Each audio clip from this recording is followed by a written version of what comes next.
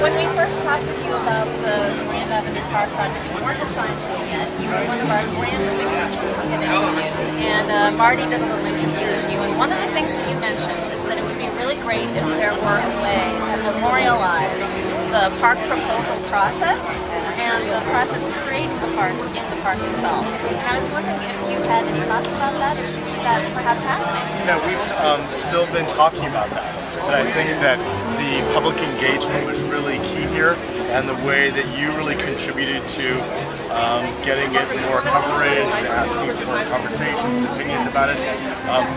There is a really big contingency fund right now in the park budget, depending on how things go with all of our infrastructure and everything else. And so I'm hoping that signage and other kinds of ways through media to document that might come in if we get the park production problems. Great. Are you talking partly about some of the state funds that you might be able to get hold of? State funds, I think, are sort of more difficult and more optimistic that might happen. But for the initial base funds, they've really, in a very clever way, I think, sequenced the construction to do sort of the most complicated issues first to really make sure we're all safe with our budget. And then as that goes really well, other amounts of money may free up to have other things happen in the park. Great. So I think that we need to tell that story. And you certainly did a lot of work on it, and we have too. Well, it was really exciting to see the range of responses that we got from the public. I think a lot of people were really moved by the responses that we got from homeless kids who live in downtown Los Angeles. Some of them gave us proposals where they actually installed apartment buildings in the park because they needed a place to live. And I know you were one of the people who came over and spent a lot of time sort of sorting through the proposals that we had received from students and professional firms around the world and a lot of these kids. And I was wondering if there's any aspect of the park plan that you're putting in place that came directly from that public input. I think the first thing that was really important is that the diversity of your input. And so I think this park is really trying to address the diversity of Angelinos. And so that came from literally walking around and looking at all the names of all the people that had commented and given ideas. So that was truly a part of inspiration. A lot of the comments were about plants and water and nature and things, and so that certainly came into the process.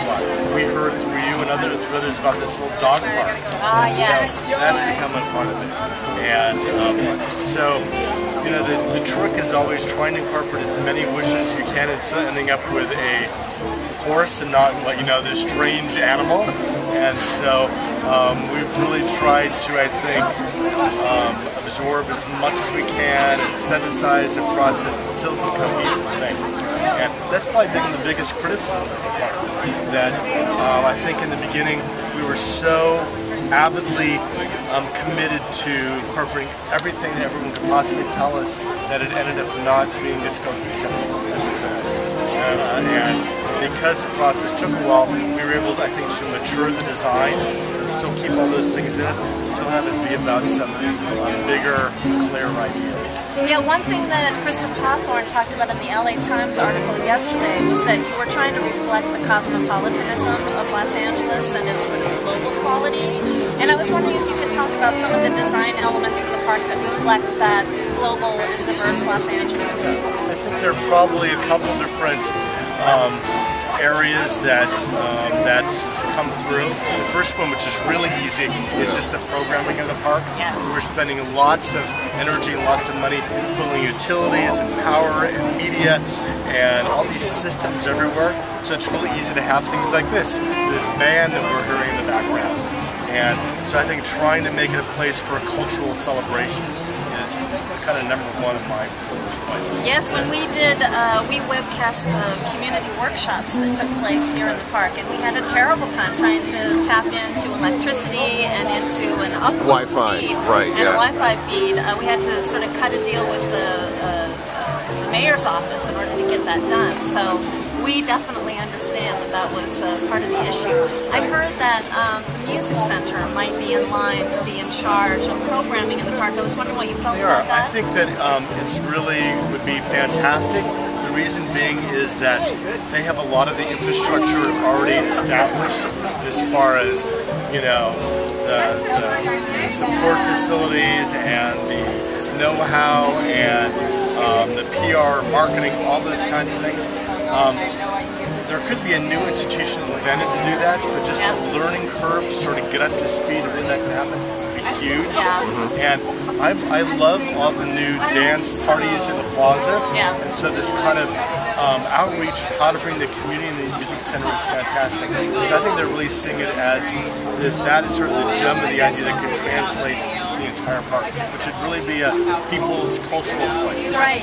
Well, it seems a little ironic. We were sort of surprised when we saw that it was described as a 12-acre park now rather than a 16-acre park, and I suspected it might be because they were finally subtracting the Music Center Plaza from the square footage. That was part of it, and you know, it depends on how you do sort of gross and net square footage. I think the first square footage included like all the sidewalks and parts of sort of the sites around this building. And when we really got into honing down our budget with the contractors and really doing exact takeoffs on what area we're really affecting, what areas we aren't, and we realized it was only 12 acres, it's not 16 acres. Right. So now, have you guys come up with any sort of dream fantasy plans for if the Kennethon Hall administration, which was damaged in the Northridge earthquake, and also the Stanley Moss Courthouse was damaged in the earthquake, if either of those buildings should be removed, you'll have a much bigger footprint here. Yeah, we have, which is part of what you're saying, we have this whole book of ideas.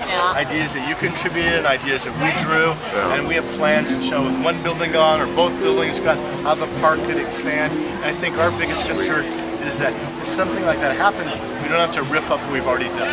So this is really the first step. And great parks take 50 years or 100 years to happen. Exactly. It's Central Park, you know? And so this is this incredible first step, and the other talented designers and people for in the next 50 years will contribute and add to this, and it'll be a fantastic place. I have one more question for you. Sure. If you could mention a park or two that really inspired you in the design of this park. You know, I think that there's no way anybody wouldn't say today that Millennium Park doesn't inspire everybody. But Millennium Park certainly does. There are a lot of smaller community parks sort of all over the country that we looked at a lot as far as how people really use them, and that aren't sort of big tourist events, but just really part of people's culture. There are a lot of parks in Mexico that are really important because they're like the living rooms for people there, and that people come in the evenings and they promenade, and they're really social places. And I think we've really looked at those as models of how to make a great park of Los Angeles. So it's really kind of being open eyes and try to make a space like this. Well, we're just so thrilled that you were selected to take on this very difficult task, and we'll be really excited to watch what happens. Right, we'll see her in 2 years. Yes. Okay. Thank you, Mark. Thanks, Mark.